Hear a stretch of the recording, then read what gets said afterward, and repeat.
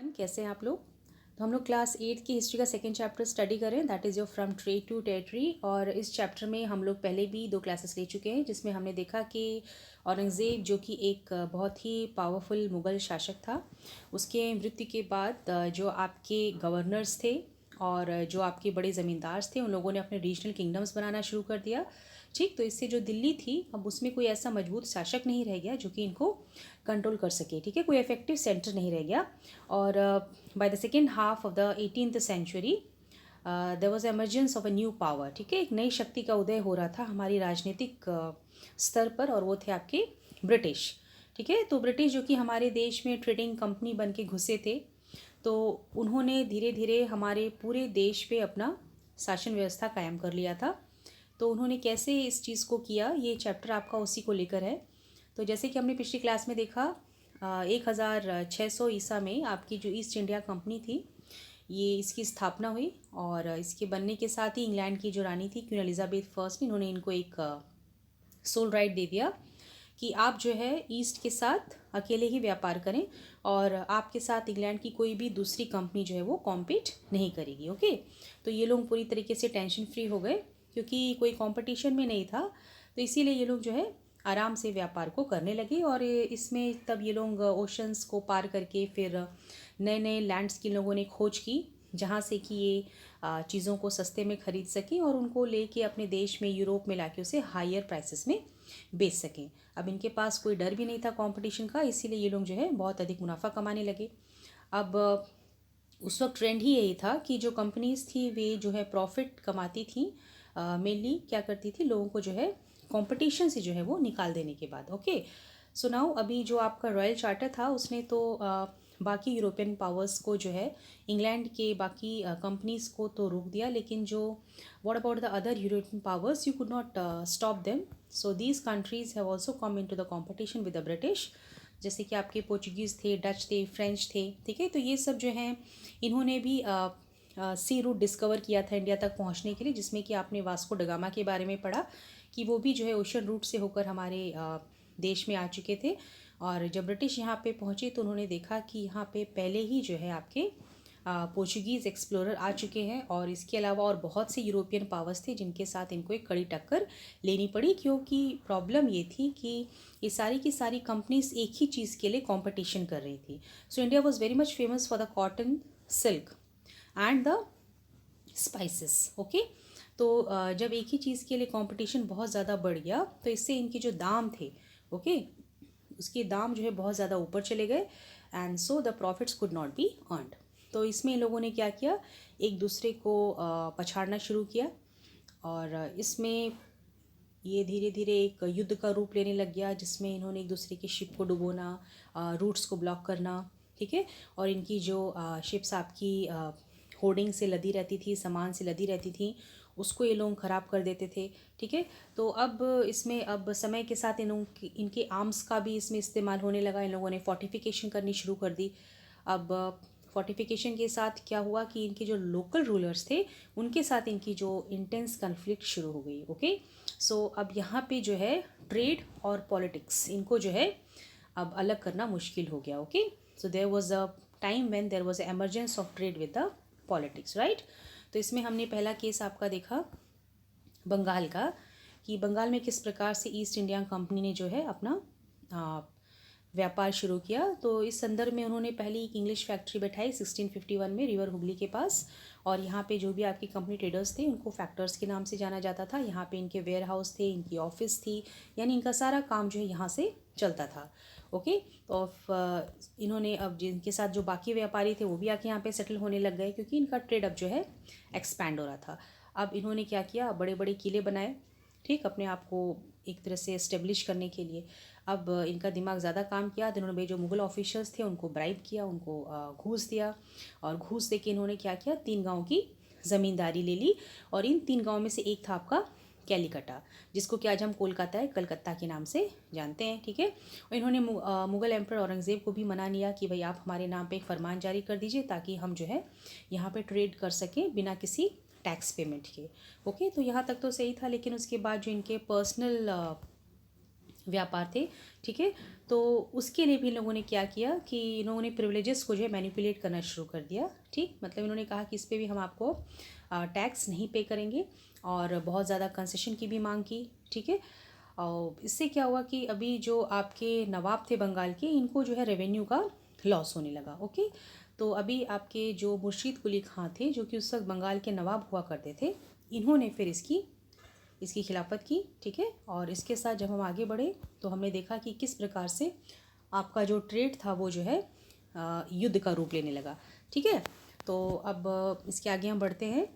जैसे आपकी 8वीं शताब्दी में जब कॉन्फ्लिक्ट बढ़ गया, तो आपकी जो कंपनी थी और जो बंगाल के नवाब थे, तो बंगाल के नवाब जैसे कि आपके पहले औरंगज़ेब थे, ठीक है। तो उनके मृत्यु के उपरांत आपने देखा किस प्रकार से जो आपके सूबेदार थे और बड़े बड़े ज़मींदार थे, उन्होंने जो है चीज़ों को एक्सपैंड करना शुरू किया, अपने रीजनल किंगडम शुरू किए बनाने। और उसके साथ ही जो बंगाल नवाब थे, उन्होंने भी अपनी पावर एनाटोमी को जो है ऑटोनोमी को बढ़ा लिया, ठीक है।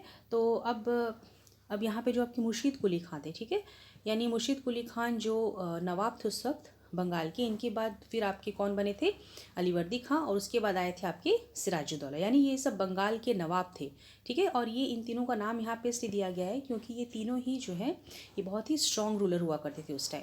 तो इन्होंने कंपनी की जो एक ज़्यादा डिमांडिंग थी कंसेशन देने की और टैक्स ना पे करने की, और अपने प्राइवेट ट्रेड को भी किस प्रकार से इन्होंने बिना टैक्स पेमेंट के आगे बढ़ाना चाहते थे, इन चीज़ों पे इन्होंने रोकथाम लगाई, ठीक है।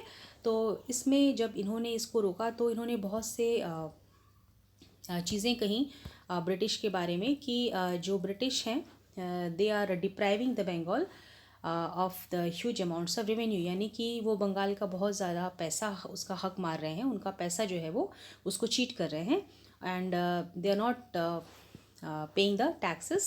They are writing the disrespectful letters, and they are also trying to humiliate the Nawab and his officials. और इसके ठीक उल्टे में जो कंपनी थी, उन्होंने भी इनके ऊपर बहुत इल्ज़ाम लगाया। उन्होंने कहा था कि आप जो है हमारे से अनजस्ट डिमांड्स रख रहे हो, यानी आप हमसे बहुत ज़्यादा पैसा मांग रहे हो, हमसे ट्रिब्यूट मांग रहे हो व्यापार करने के लिए, और आपने चूंकि हमको अपनी फोर्टिफिकेशन एक्सपैंड करने के लिए मना कर दिया, तो इससे हमारे जो ट्रेड हैं वो एक्सपैंड नहीं हो पा रहे, वो फल फूल नहीं पा रहे हैं।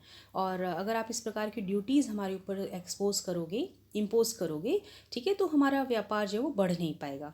और इन्होंने ये भी कहा कि जब हम खूब सारे विलेजेस खरीद लेंगे, अपने सेटलमेंट बढ़ा लेंगे, बहुत बड़े किले बनाएंगे, उसके बाद ही हमारा व्यापार जो है वो ग्रो करेगा। तो इस प्रकार से इन लोगों के बीच में जो है कन्फ्लिक्ट्स बढ़ते गए, और किसी प्रकार का कोई समझौता ना होने की वजह से अब बात आ गई आपकी लड़ाई पर। और इसने फिर इसके बाद एक रूप लिया बैटल का, जिसको हम लोग बैटल ऑफ प्लासी के नाम से जानते हैं, ठीक है। तो अब बैटल ऑफ प्लासी में जब अलीवर्दी खान की मृत्यु हो गई 1756 में, तो इनकी मृत्यु के पश्चात सिराजुद्दौला आपके नवाब बने बंगाल के।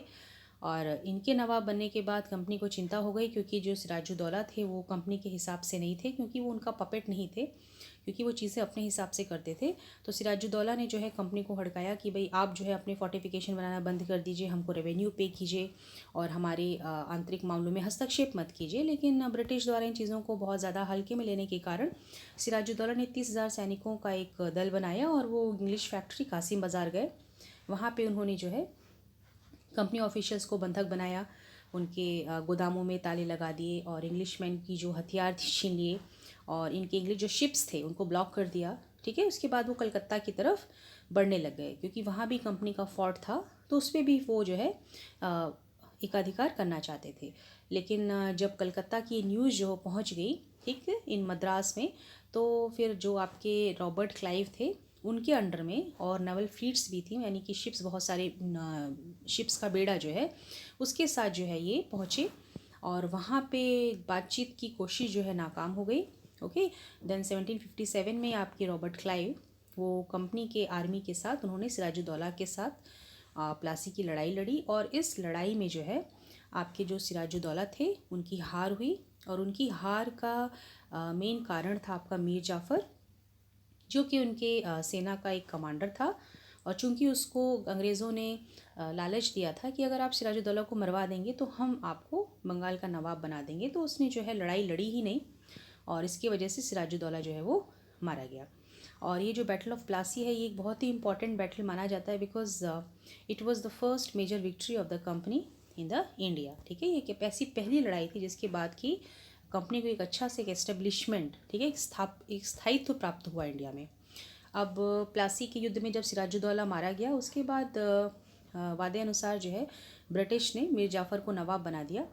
और वो अभी भी जो है ब्रिटिश गद्दी तो चाहते थे, यानी शासन तो करना चाहते थे, लेकिन शासन के साथ जो जिम्मेदारियां निभाई जानी चाहिए वो उससे भागते थे। ठीक है, तो अब इसमें अब वो उनका सिर्फ एक ही मेन मुद्दा था, वो था एक्सपेंशन ऑफ ट्रेड, यानी अपने व्यापार को बढ़ाना। और इसमें भी जो है वो चाहते थे कि हमको युद्ध न लड़ना पड़े। ठीक है, और हम इसमें कुछ ऐसा करें कि जो हमारे हमारे लोकल रूलर्स हैं, ठीक, वो हमारा एक कठपुतली की तरह काम करें, वो हमको सारी सुविधाएं दे दें, और हम जो भी कहें यानी रेवेन्यू हमसे ना लें कोई, और जो भी हम अपने हिसाब से उनको चलाना चाहें वो चलें। और जो टेरिटरीज़ थी यानी जितना भी क्षेत्र है, अंग्रेज़ चाहते थे कि उनके अंडर में आ जाए, लेकिन उसके लिए उनको डायरेक्टली वो काम को ना करना पड़े। यानी वो चाहते तो सब कुछ थे, लेकिन वो बिहाइंड द कर्टन हर काम करना चाहते थे। ठीक है, तो अभी फिर कंपनी को धीरे धीरे समझ में आया कि जो वो चाह रहे हैं वो इतना आसान नहीं है, क्योंकि नवाब भी जो है वो पूरी तरीके से बहुत देर तक, बहुत समय तक इनके पपेट नहीं बन पाते थे। ठीक है, तो अभी और ये डायरेक्टली भी इन लोगों को हर्ट नहीं कर सकते थे, क्योंकि समाज में लोगों के सामने इनको अपनी इज्जत भी बना के रखनी थी। ठीक है ना, अपनी डिग्निटी बना के रखनी थी और अपनी सोनिटी बना के रखनी थी, क्योंकि भाई जो उनके अंडर में लोग थे उनको चाहिए था, उनको ये भी चाहिए था कि वो हमारी क्या करें, रेस्पेक्ट करें। ओके, तो अब कंपनी को लगा कि इसके लिए हम क्या करें। तो अभी उसके बाद जो मीर जाफ़र थे, भाई ये भी अब थक गए थे इनकी बात मानते मानते, तो इन्होंने भी कहीं कुछ हल्का छिटपुट बगावत की। तो कंपनी ने उनको क्या किया, उनकी गद्दी से उतार दिया और उनकी जगह पे मीर कासिम को बैठाया। अब थोड़ी देर के बाद मीर कासिम भी इनकी बात नहीं माना, तो उसके बाद मीर कासिम के साथ अंग्रेज़ों का बक्सर का युद्ध हुआ 1764 में। और इस युद्ध में जो है उन्होंने मीर कासिम को बंगाल से बाहर खदेड़ा और दोबारा फिर मीर जाफ़र को लाके उस बंगाल की गद्दी पे बैठाया। अब उसको बैठाने के एवज़ में इन्होंने उससे मांग की कि हर महीने आप हमको 5 लाख रुपया देंगे, ताकि हम अपनी जो बाकी ज़रूरतें हैं, जो भी हम युद्ध लड़ते हैं, जो भी हम अपना व्यापार करते हैं, बाकी जो हमारे खर्चे हैं उससे चल सकें। और अब इनको और भी ज़्यादा टेरिटरी चाहिए थी, और भी ज़्यादा रेवेन्यू चाहिए था। ठीक है, तो ये पैसा भी अंग्रेज़ों को कम पड़ने लग गया, तो इनकी मांग दिन पे दिन बढ़ती गई। और इतने टाइम में क्या हुआ, 1765 में मीर जाफ़र की मृत्यु हो गई। अब इतनी सारी चीज़ें होने के बाद कंपनी का थोड़ा सा मूड बदला यहाँ पे, और उनको लगा कि हम जो कर रहे हैं शायद वो कहीं कुछ गलत है। तो अब इन्होंने कहा कि जो पपेट नवाब्स की हमारी जो थ्योरी है वो कहीं ना कहीं फेल हो रही है। तो अब क्लाइव साहब ने कहा we must indeed becomes nawab our self. इन्होंने कहा कि क्यों ना हम कोई पपेट नवाब बनाने से अच्छा है कि हम खुद ही नवाब बन के काम करें। तो 1765 में शाह आलम, जो उस टाइम मुग़ल एम्परर थे, उन्होंने जो है जो अंग्रेज़ थे उनको बंगाल की दीवानी दे दी। ठीक, दीवानी का मतलब ये होता है कि भाई वहाँ का एडमिनिस्ट्रेशन का काम, प्रशासन संभालने का काम अंग्रेज़ों को मिल गया, प्लस जो भी आपको रेवेन्यू मिलेगा वो सारा का सारा इनकी पॉकेट में जाना था। ठीक है, तो इससे जो है अंग्रेज़ों को बहुत बड़ा मुनाफा हुआ, क्योंकि बहुत बड़ी अमाउंट जो है इनके पास आने वाली थी, पूरे बंगाल का रेवेन्यू इनकी जेब में आने वाला था। तो अब इनकी सारी मेजर प्रॉब्लम जो है वो समाप्त हो गई। ठीक है, क्योंकि भाई 8वीं शताब्दी तक जब इंडिया के साथ इनका व्यापार बढ़ रहा था, तो उस टाइम जितने भी ये गुड्स इंडिया में खरीदते थे, ठीक है, वो अपने देश इंग्लैंड से गोल्ड और सिल्वर उसको लेके खरीदते थे। ओके, क्योंकि ऐसा ब्रिटेन के पास कुछ था नहीं जो कि इंडिया को बेच सकें। तो इससे क्या हुआ कि ब्रिटेन के पास जो ब्रिटेन की जो पूंजी थी गोल्ड सिल्वर, वो ड्रेन आउट हो रही थी। ठीक है, तो इससे इनको घाटा हो रहा था। अभी क्या हुआ, अब जब इनको दीवानी मिल गई, रेवेन्यू के अधिकार मिल गए, तो इससे अब जो इनका गोल्ड और सिल्वर जो इनके देश से बाहर आ रहा था वो अब रुक गया। ठीक है, सो नाउ अब इन्होंने क्या किया, जो ये भी रेवेन्यू जो भी इंडिया से मिल रहे थे, ठीक है, इसी से इनके सारे खर्चे चलने लग गए। ठीक, इसी से अब ये इसी रेवेन्यू का इस्तेमाल जो कि वो इंडिया से ही लेते थे, उससे ही वे हमारे इंडिया से कॉटन और सिल्क टेक्सटाइल खरीदते थे। ठीक है, और जो अपनी की सेना थी उनका मेंटेनेंस करते थे, अपने कंपनी के किले बनाते थे, ठीक है, ऑफिसेस मेंटेन करते थे, यानी इनका जितना भी सारा खर्चा था वो जो है दीवानी अधिकार मिलने के बाद बंगाल का सारे के सारे पूरे होने लग गए। ठीक है, अभी जैसे कि रॉबर्ट क्लाइव ने कहा कि अब हम क्यों किसी पपेट नवाब को बनाएं, हम खुद ही नवाब बन जाएं। तो इन्होंने जो है फिर नबोब्स, यहाँ पे देखिए नबोब शब्द इस्तेमाल किया गया है क्योंकि एक एंग्लिसाइज वर्जन है। एंग्लिसाइज वर्जन माने कि जब हम किसी चीज़ को एक भाषा के हिसाब से उसी तरीके से ढाल लेते हैं, यानी नवाब को हम प्रोनाउंस करेंगे नबोब्स, ओके ना। तो अभी यहाँ पे जो कंपनी के सर्वेंट थे वो अब अपने आप को नवाब की तरह समझने लगे, उन्हीं की तरह एक्ट करने लग गए, ओके। तो अब जब ये आपकी प्लासी की जो लड़ाई थी उसके ख़त्म होने के बाद जो एक्चुअल नवाब थे, यानी जो वहाँ के नवाब वाकई में थे, उनको फोर्स किया गया, उनको फोर्स किया गया कि आप जो है जितनी ज़्यादा हो सके हमको ज़मीन दीजिए, खूब ज़्यादा हमको पैसा दीजिए, पर्सनल गिफ्ट्स दीजिए, ओके। मतलब इनको पूरी तरीके से प्रेशराइज़ किया जाने लगा कि हमारे कंपनी ऑफिशियल जो आपके यहाँ रहते हैं आप उनको ये सारी चीज़ें गिफ्ट में दीजिए। और रॉबर्ट क्लाइव का जिनका हम नाम ले रहे हैं, तो ये तो इनफैक्ट इंडिया से बहुत बड़ी अमाउंट पे पूंजी लेके गए थे, और मैंने आपको बताया था कि कितना पैसा ये लेके गए और किस प्रकार से जब ये इंग्लैंड पहुंचे तो इनके ऊपर मुकदमा दायर किया गया, वहाँ ये फिर इन्होंने एट लास्ट क्या किया था, सुसाइड कर लिया था, ओके। तो अभी जितने भी कंपनी ऑफिशियल्स इंग्लैंड से आते थे उनका सपना यही था कि भाई जितना हो सके वो इंडिया से लूट खसूट करके अपना धन जो है जितना हो सके कमा के ले जाएं। हाँ, लेकिन इसमें सारे के सारे करप्ट और डिसऑनेस्ट नहीं थे, ओके। तो अभी इसमें जो भी यहाँ से बहुत ज़्यादा पैसा कमा के जाता था, ठीक है, वो इंग्लैंड वापस जाने के बाद बहुत ही वेल्दी, बहुत ही रिच लाइफ जीता था, ठीक है। और उनको वहाँ पे नबोब्स कह के बुलाया जाता था, ठीक। और अक्सर इनका जो है जब ब्रिटिश सोसाइटी में कोई नाटक खेलते थे या कार्टून्स बनाते थे, इनका मजाक बनाया जाता था क्योंकि भाई इनको बहुत ही हे दृष्टि से देखा जाता था, क्योंकि ये कहा जाता था कि ब्रिटेन में तो भाई इनकी स्थिति इतनी अच्छी नहीं थी, लेकिन जब इंडिया से वापस आए उसके बाद ही जाके इन्होंने जो है सामाजिक स्तर पे अपने आप को ऊंचा उठाया, यानी इंडिया के पैसे के बल पर। एनी हाउ, तो यहाँ तक हम लोग पढ़ चुके थे और अब हम अपनी क्लास शुरू करेंगे। So today we are going to start with a new topic, that is your company rule expands, okay. तो अभी इसमें हम देखते हैं, if we analyse the process of annexation of Indian states by the East India Company 1757 to 1857, certain key aspects emerge, ठीक है। तो अभी इसमें जब हम देखते हैं कि किस प्रकार से ईस्ट इंडिया कंपनी ने हमारे भारतीय राज्यों को हड़पना शुरू किया 1757 से लेकर 1857 तक के समय में, ठीक है। तो बहुत सी इंपॉर्टेंट चीज़ें इसमें हुई, जैसे कि the company rarely launched a direct military attack on the unknown territory. अब इस संदर्भ में वो क्या करते थे, टेरिटरी तो उनको चाहिए थी, मतलब वो चाहते थे कि जहाँ तक हो सके हम ज़मीनें टेरिटरी अपने कब्ज़े में ले लें, क्योंकि वो पूरा भारतवर्ष पे शासन करना चाहते थे। तो लेकिन ये लड़ाई से बचते थे, ठीक है। तो वो क्या कहते थे, सो नाउ क्या लिखा है यहाँ पे, रेयरली, रेयरली माने ऐसा बहुत कम होता था कि जहाँ वो डायरेक्ट अटैक करें, ठीक। तो इसके बजाय वो क्या करते थे, instead it used a variety of political, economic and diplomatic methods to extend its influence before annexing an Indian kingdom, ठीक है। तो अभी ये डायरेक्ट लड़ाई लड़ने के बजाय क्या करते थे, कूटनीति अपनाते थे, यानी पीछे से वार करते थे। कैसे भी, हमारी राजनीतिक व्यवस्था हो गई, आर्थिक स्थिति हो गई, ठीक है, इसमें कूटनीति के जरिए ये घुसते थे और अपना दबदबा बना के, ठीक है, इंडियन किंगडम में अपना दबदबा बना के रूलर को किसी प्रकार से परसुएट करके, ठीक है, पॉलिसीज़ बना के तब उस टेरिटरी को अपने अधीन में लिया करते थे। तो जैसे आपका बैटल ऑफ बक्सर था जो 1764 में लड़ा गया, तो इसके बाद जो है कंपनी ने अपने रेसिडेंट्स जो है वो इंडियन स्टेट्स में बैठा दिया, यानी इनके आदमी जो वहाँ जाके रहने लग गए।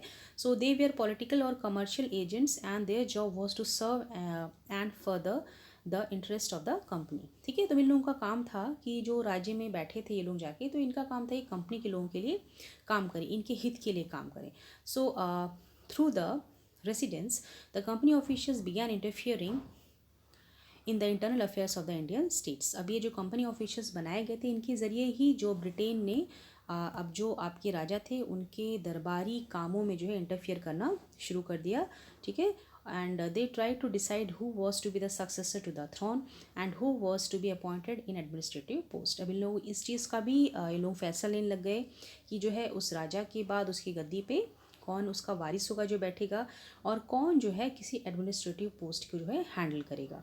तो sometimes the company forced the states into A subsidiary alliance. अब देखिए यहाँ पे एक बहुत ही इंपॉर्टेंट टर्म निकल के आया, that is a subsidiary alliance, ठीक है।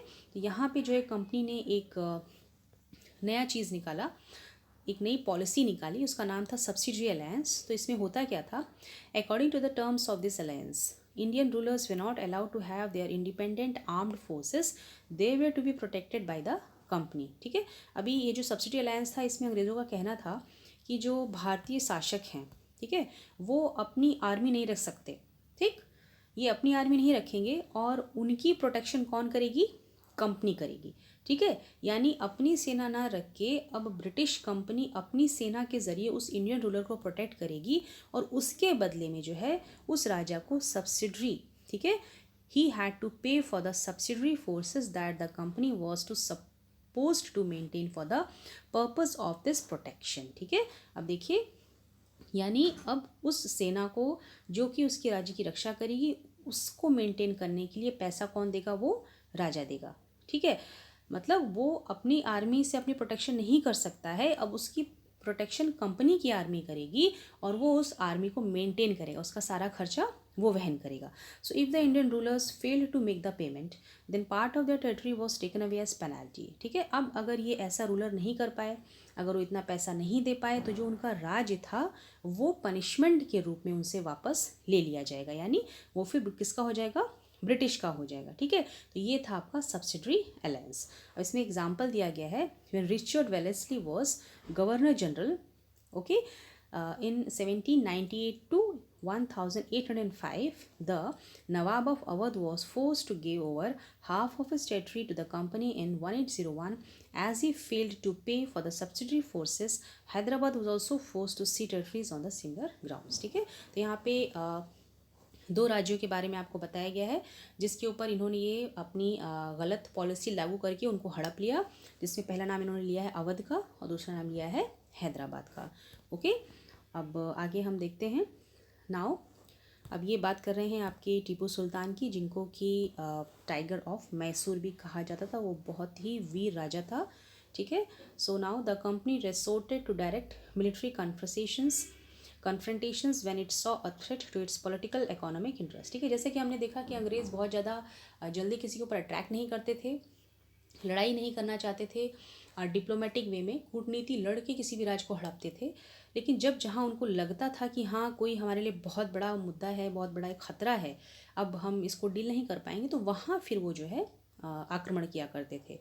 तो यहाँ पे अब यहाँ एक केस आया था आपका southern most part of India, that is your Mysore. ठीक है ना, अभी मैसूर का जो आपका राजा था पहले हैदर अली, तो हैदर अली के बाद फिर टीपू सुल्तान आए शासन में। ठीक है, तो now Mysore had grown in strength under the leadership of powerful rulers like Hyder Ali ruled from 1761 to 1782 and his famous son Tipu Sultan ruled from 1782 to 1799. Mysore controlled the profitable trade of the Malabar coast where the company purchased pepper and cardamom। ठीक है, अभी हमें मैसूर की बात कर रहे हैं जहाँ पे जो आपका मलाबार कोस्ट था जो कि उस वक्त हैदर अली के अंडर में था, तो वहाँ पे एक बहुत ही अच्छा खासा व्यापार चलता था जो था आपका मसालों का। ठीक है, काली मिर्च और इलायची का। तो in 1785 Tipu Sultan stopped the export of sandalwood, pepper and cardamom through the ports of his kingdom. अब हैदर अली के बाद जब उनके बेटे टीपू सुल्तान गद्दी पे बैठे तो उन्होंने क्या किया, 1785 में जो सैंडलवुड और पेपर और कार्डमम था वो उन्होंने कहा कि अब हमारे पोर्ट से बाहर इसको बेचा नहीं जाएगा। ठीक है, और इन्होंने ये भी कहा कि अब जो हमारे व्यापारी हैं वो जो कंपनी के साथ व्यापार नहीं करेंगे। Okay, and this allowed local merchants from trading from the with the company. He also established a close relationship with the French in India. ठीक है, और इसके जो है जो रिलेशन थे फ्रेंच के साथ वो बहुत ही अच्छे थे और इन्होंने जो है एक मॉडर्न आर्मी खड़ी की थी फ्रेंच लोगों की मदद से। ठीक है, तो ये टीपू सुल्तान का एक इतिहास है जिसकी वजह से ब्रिटिश को बहुत ज़्यादा प्रॉब्लम हो रही थी उस वक्त। ठीक है, तो टीपू सुल्तान ने पहले तो जो भाई अपने जो मसाले थे उनको जो है पहले अपने राज्य से बाहर बेचने से मना कर दिया, फिर अपने लोकल मर्चेंट्स को भी इनसे व्यापार करने के लिए मना कर दिया, फिर इनके फ्रेंच के साथ अच्छे संबंध थे। तो ये सब जो है चीज़ें मिल के जो है ब्रिटिश के एकदम बिल्कुल एंटी में काम की। ठीक है, so the British were furious, तो इससे जो है ब्रिटिश को थोड़ा सा इनके कान खड़े हो गए।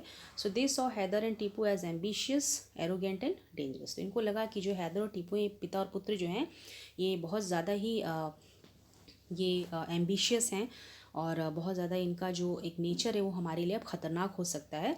सो the rulers who had to be controlled and crushed, तो इनको लगा कि अभी ऐसे रूलर्स हैं जिनको अब हमको अपने रास्ते से हटाना पड़ेगा, नहीं तो आगे चल के बहुत बड़ा हमारे लिए ख़तरा बन सकते हैं। ठीक है, तो अब यहाँ पे 4 लड़ाइयाँ लड़ी गई ब्रिटिश और मैसूर के बीच में. So the 4 wars were fought with Mysore: 1767 to 69, 1780 to 84, 1790 to 92 and 1799. यानी ये 4 युद्ध के बाद जो ये आखिरी युद्ध था 1799 में, ये एक निर्णायक युद्ध हुआ जिसमें कि आपका टीपू सुल्तान जो है मारा गया. ठीक है, ये आपका कहलाया battle of Srirangapatnam, where the Tipu Sultan was killed defending his capital Srirangapatnam. वो अपनी राजधानी श्रीरंगपट्टनम की रक्षा करते हुए वीरगति को प्राप्त हुआ. And the Mysore was placed under the former ruling dynasty of Wodeyars and the subsidiary alliance was imposed on the state. ठीक है, तो टीपू सुल्तान की मृत्यु के पश्चात अंग्रेज़ों ने जो है, जो वहाँ के वोडियार्स थे, जो उसके पहले वहाँ पे शासन करते थे, दोबारा उनको वहाँ पे फिर गद्दी पे बैठा दिया और उनके ऊपर अपनी पॉलिसी सब्सिडरी अलायंस जो है इम्पोज कर दी. ठीक है, आपको याद है ना सब्सिडरी अलायंस जो हमने अभी पढ़ा था कि अब वो मैसूर में भी अब ये लागू हो गया कि अब आप अपनी सेना नहीं रख पाएंगे. किसके ऊपर लागू हुआ? वोडियार्स के ऊपर. और आपको जो है आपकी प्रोटेक्शन के लिए सेना जो है कंपनी देगी और उस सेना का खर्चा आपको उठाना पड़ेगा.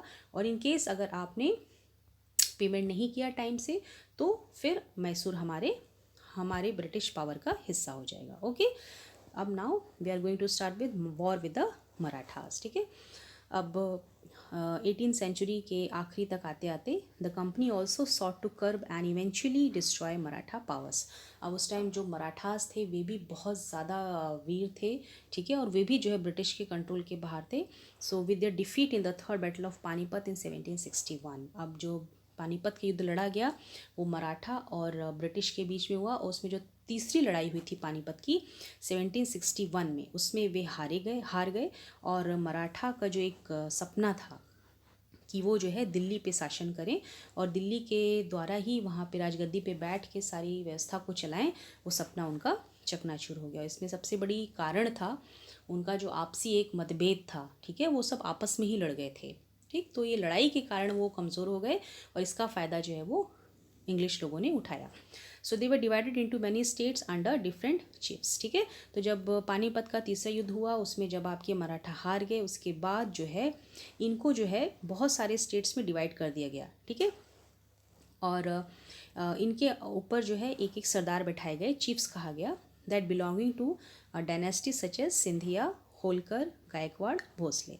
ठीक है ना, तो अब ये जो अलग अलग स्टेट थे इस पे अलग अलग प्रकार के सरदार बैठे थे जो कि अलग डायनेस्टी को बिलोंग करते थे. और इनके ऊपर जो एक मेन पर्सन बैठा था, these chiefs were held together in a confederacy. Confederacy मतलब इनके बीच में एक समझौता था. ठीक है, यानी एक बंधन था. और इन सब के ऊपर बैठे थे आपके Peshwa, that is the principal minister, okay, who became its effective military and administrative head based in Pune. ठीक है, तो आपकी जो पुणे था, ठीक है, तो पुणे में आपके बैठी थी आपकी इनकी प्रेसिडेंसी यानी पेशवा थे.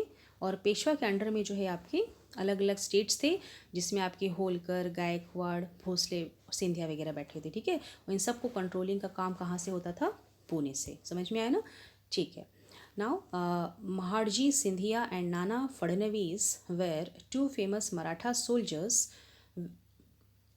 And statesman of the late 18th century. तो इस वक्त जो है आपका 2 व्यक्तियों का नाम बहुत ज़्यादा महत्वपूर्ण था. वो थे आपके महाडजी सिंधिया और नाना फडणवीस. ठीक है, ये जो है मराठा सोल्जर्स के बहुत ही इंपॉर्टेंट पार्ट थे जो कि इन्होंने मराठा रोल में प्ले किया. Now the Marathas were subdued in the series of war. अब इतनी लड़ाइयों के बाद जो है मराठाओं की शक्ति जो है वो क्षीण हो गई थी. ठीक है, वो कमज़ोर पड़ गए थे. So in the first war that ended in 1782 with the treaty of Salbai there was no clear victory. ठीक है, तो जो पहला वॉर लड़ा गया था मराठों का वो जो है सालबाई की संधि के साथ समाप्त हुआ, जिसमें किसी की भी एक निर्णायक कोई एक क्लियर भूमिका नहीं थी कि कौन जीता कौन हारा, और जिसको एक संधि के साथ जो है ख़त्म कर दिया गया. और जो सेकेंड एंग्लो मराठा वॉर था 1803 से जो 05 तक चला, it was fought on different fronts and resulting in the British gaining Odisha and the territories north of the Yamuna river including Agra and the Delhi. और जो आपका दूसरा एंग्लो मराठा वॉर हुआ, ठीक है, इसमें जो है ब्रिटिश ये लोग पावर में आ गए.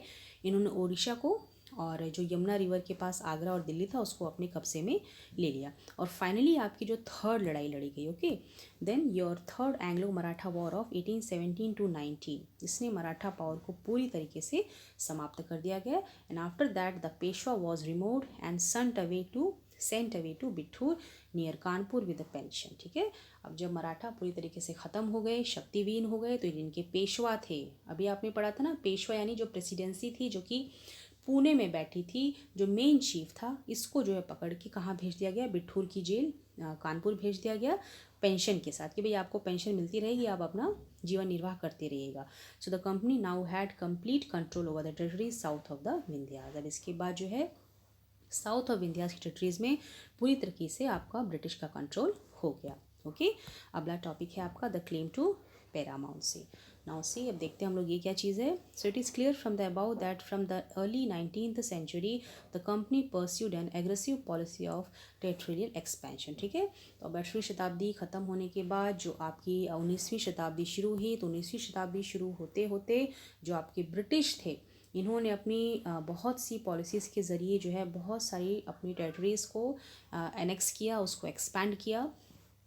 And under Lord Hastings governor general from 1813 to 1823 a new policy of paramountcy was initiated. ठीक है, तो आपका जो एक सब्सिडरी अलायंस था वो आपने देखा। ठीक है, अब सब्सिडरी अलायंस के बाद जो गवर्नर जनरल थे लॉर्ड हेस्टिंग्स, इन्होंने चलाया आपकी न्यू पॉलिसी, इसको कहा गया पैरामाउंसी। ठीक है, पैरामाउंसी में क्या था, the company claimed that it's authority was Paramount और सुप्रीम।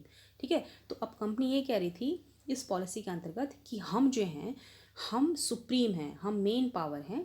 ठीक है, हमारा शासन जो है वो सबसे बड़ा है, hence its power was greater than that of Indian states. क्योंकि हम सुप्रीम हैं, हम सबसे बड़े हैं, इसलिए हमारा पावर जो इंडिया के बाकी स्टेट्स हैं उनसे कहीं ज़्यादा बड़ा है। So in order to protect its interest it was justified in annexing or threatening to annex any Indian kingdom. ठीक है, तो इन्होंने कहा कि चूंकि हम सुप्रीम हैं, हम बड़े हैं, तो हमको जहाँ अपना हित होगा, यानी जहाँ हमको लगेगा कि हमारा हित में कोई चोट कर रहा है या ख़तरा है या हमको किसी राज्य से खतरा है, तो हम तुरंत ही उस पर अपना कब्जा कर सकते हैं। So this view continue to guide later British policies as well. ठीक है, so this process however did not go unchallenged. ठीक है, चूँकि ये कि बहुत ही अन्यायपूर्ण पॉलिसीज़ ये लोग चला रहे थे। ठीक है, जिसमें कहीं भी जैसे किसी भी तरीके से जस्टिफाइड नहीं कहा जा सकता, चाहे सब्सिडी अलायंस हो चाहे पैरामाउंसी हो, तो ऐसा तो हो ही नहीं सकता है ना कि कोई भी इसको चैलेंज ना करे। तो इसमें जो चैलेंजिंग आई, सबसे पहले आई रानी चिन्नम्मा से। ओके, रानी चिन्नम्मा जो है वो किट्टूर की रानी थी, ठीक, कर्नाटक में जो है। तो यहाँ पे जब इन्होंने अपनी इस पॉलिसी को लागू किया, तो रानी चिन्नम्मा ने जो है हथियारों के साथ जो है इनके ऊपर हमला किया, लड़ाई लड़ी, और 1824 में इनको अरेस्ट करके और प्रिजन में डाल दिया गया, जहाँ पे 1829 में इनकी मृत्यु हो गई। लेकिन इनके पीछे रैना था, जो कि एक बहुत ही गरीब चौकीदार था सांगोली का, कित्तूर में। ठीक है, उन्होंने इनके इस आंदोलन को आगे बढ़ाया। ठीक, और आगे बढ़ाने के साथ with the popular support he destroyed many British camps and records. ठीक है, तो इसने क्या किया, बहुत सारे ब्रिटिश कैंप्स थे, उनके रिकॉर्ड्स जिसको इसने ख़राब कर दिया। ठीक है, उसको इसने डिस्ट्रॉय किया।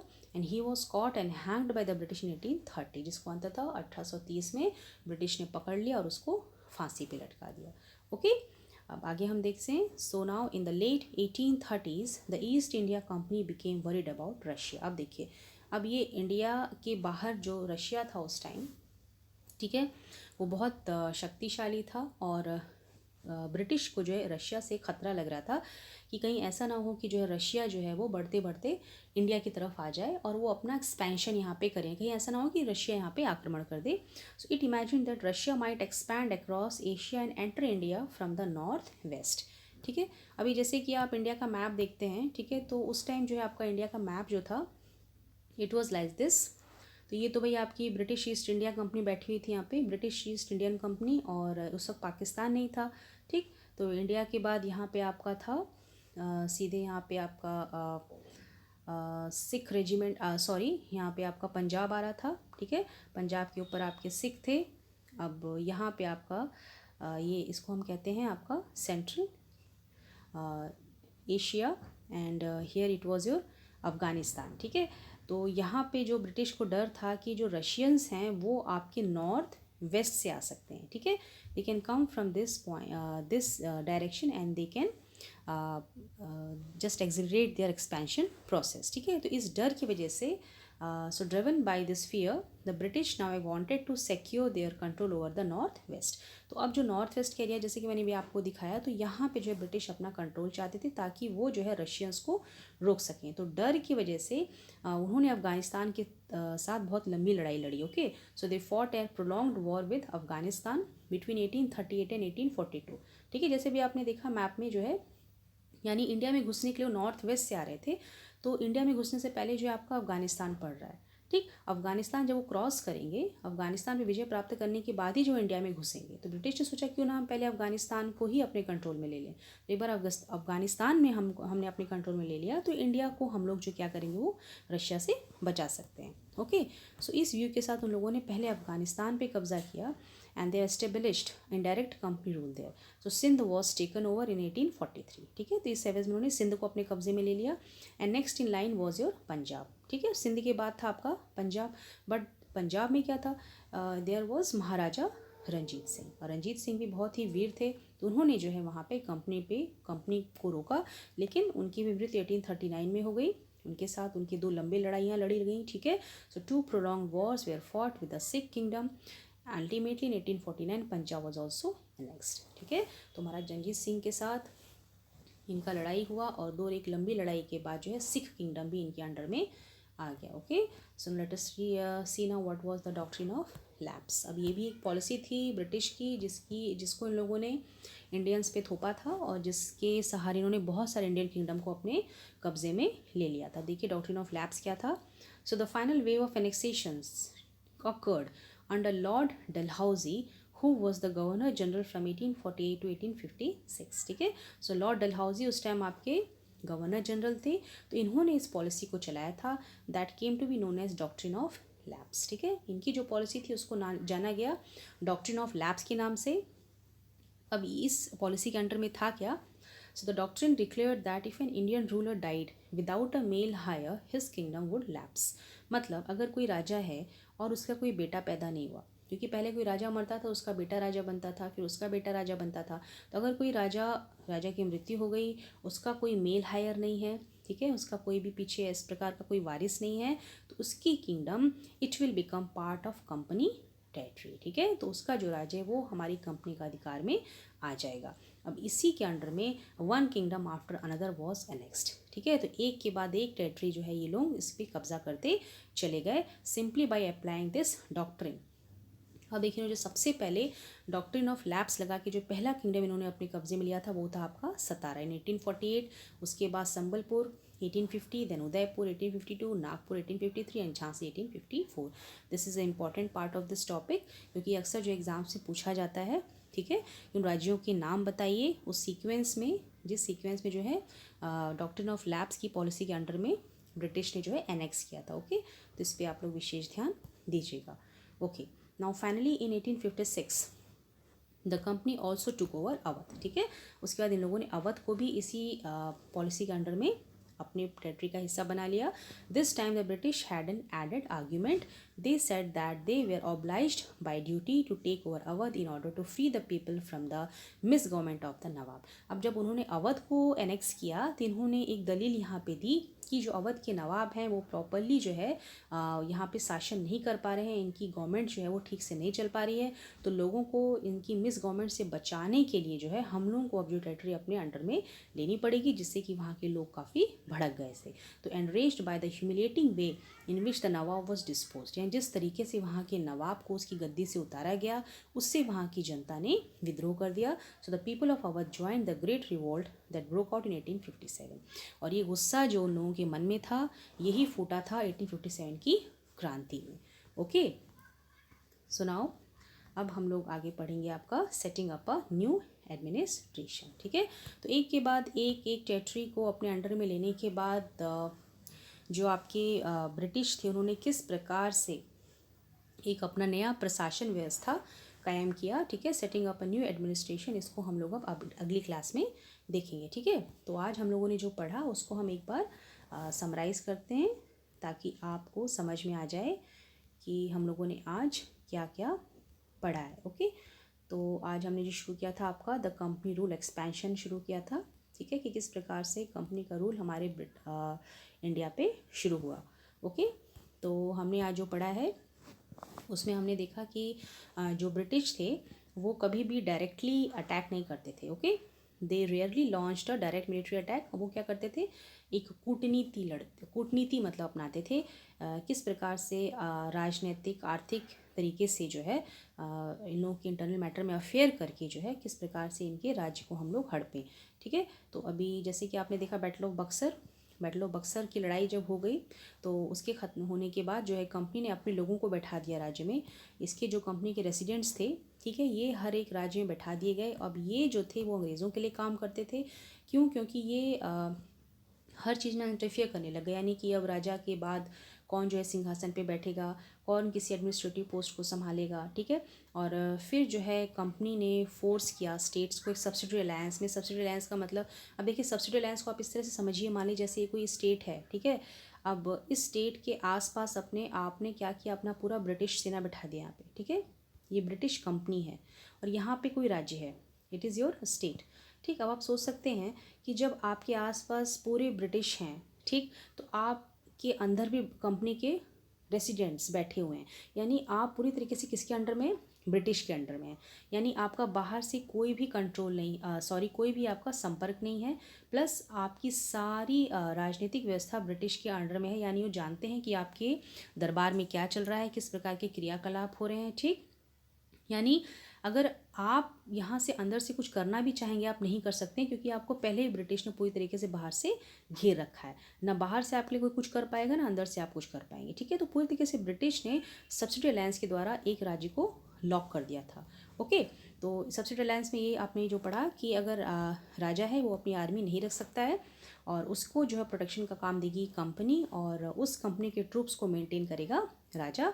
और अगर राजा जो है पेमेंट नहीं कर पाता है तो उसका जो राज्य है वो ब्रिटिश का हिस्सा हो जाएगा। ओके, और इसी के अंदर जो है सब्सिडरी फोर्स के द्वारा अवध को जो है वो अपनी आधी टेरिटरी जो है वो कंपनी को देनी पड़ गई थी। ठीक है, फिर हमने पढ़ा टीपू सुल्तान के बारे में, जिसको कि टाइगर ऑफ मैसूर कहा जाता था। तो मैसूर में पहले हैदर अली का शासन था, उसके बाद जो है आपके टीपू सुल्तान आए। तो टीपू सुल्तान ने जो है थोड़ी सी कड़ाई का रुख अपनाया और ये कहा कि हमारे जो व्यापारी हैं वो ब्रिटिश के साथ कोई व्यापार नहीं करेंगे और हमारे राज्य से बाहर जो है मसाले वो जो हैं एक्सपोर्ट नहीं होंगे। और चूंकि उसके संबंध जो हैं वो फ्रेंच के साथ बहुत ज़्यादा अच्छे थे और उन्हीं के जो है हेल्प से उन्होंने एक मॉडर्न आर्मी एस्टेब्लिश की थी। तो इन सब चीज़ों से जो ब्रिटिश वो डर गए थे। ठीक है, तो इसी डर की वजह से उन्होंने क्या किया, मैसूर पे आक्रमण किया और इसके बीच में 4 लड़ाइयाँ लड़ी गई और अंत में जो 1799 में लड़ाई हुई उसमें जो आपके टीपू सुल्तान थे उनकी मृत्यु हो गई। उसके बाद वोडियार्स को उन्होंने बैठा दिया और उनके ऊपर जो है उन्होंने सब्सिडी अलायंस लागू कर दिया। ओके, फिर हमने देखा मराठास के बारे में कि मराठा के साथ 3 युद्ध लड़े गए, जिसमें कि आपकी जो तीसरा युद्ध था पानीपत का 1761 में, उसमें जो है आपके पूरी तरीके से जो मराठा जो है वो ख़त्म हो गए, उनकी शक्ति जो है पूरी तरीके से ख़त्म हो गई। ठीक, और उसके बाद जो पेशवा थे उनको कानपुर भेज दिया गया और उसके बाद जो आपके साउथ ऑफ विंध्यास की टेरिटरीज थे वो कंपनी के कब्ज़े में आ गई। फिर इनकी नेक्स्ट पॉलिसी हमने देखी पैरामाउंटसी। तो पैरामाउंटसी में इन्होंने क्लेम किया कि they are the supreme authority, चूँकि वो सुप्रीम हैं, सबसे बड़े हैं, तो उनको ये पूरा अधिकार है कि उनको जिस राज्य से ज़रा सा भी डर होगा कि हाँ ये राज्य हमारे लिए खतरा है, तो वो उसको डायरेक्टली एनेक्स कर सकते हैं, उसको अपने अंडर में ले सकते हैं। ठीक है, तो इसका विरोध रानी चेन्नम्मा ने किया जो कि कित्तूर की रानी थी और उनको जो है बाद में जेल भेज दिया गया पकड़ के और 1829 में उनकी मृत्यु हो गई। उसके पीछे जो रैना था, जो उनका एक चौकीदार था, उसने जो है संगोली कित्तूर में जो है उनके आंदोलन को आगे बढ़ाया और उसकी भी 1830 में जो है मृत्यु हो गई। और उसके बाद फिर हम देखते हैं कि ईस्ट इंडिया कंपनी को जो रशिया से एक डर था, उस डर की वजह से उन्होंने अफ़गानिस्तान पे जो है लड़ाई लड़ी और उसके ऊपर जो अपना इंडायरेक्ट कंट्रोल कर लिया और सिंध के साथ फिर उन्होंने पंजाब को भी अपने अधिकार में ले लिया। ठीक, फिर after that we have seen doctrine of lapse. तो डॉक्ट्रिन ऑफ लैप्स जो है वो गवर्नर जनरल लॉर्ड डलहौजी की पॉलिसी थी, जिसके अंडर उन्होंने कहा कि अगर कोई इंडियन रूलर है जिसका कोई मेल हायर नहीं है, कोई बेटा नहीं है, तो उसका किंगडम जो है वो हमारे अधिकार में आ जाएगा। और इसी के तहत जो है उन्होंने सतारा, संबलपुर, उदयपुर, नागपुर, झांसी और अवध को अपने अधिकार में ले लिया। ओके, तो आज हम लोगों ने इतना चैप्टर आपका लर्न किया है और इसके आगे जो हम लोग अब अगले क्लास में पढ़ेंगे। ठीक है, तो अगर आपको क्लास ठीक से समझ में आई हो, कॉन्सेप्ट क्लियर हुआ हो, then please subscribe my channel dear future, here I come. please like, share and comment. And till the next class, see you. Bye bye.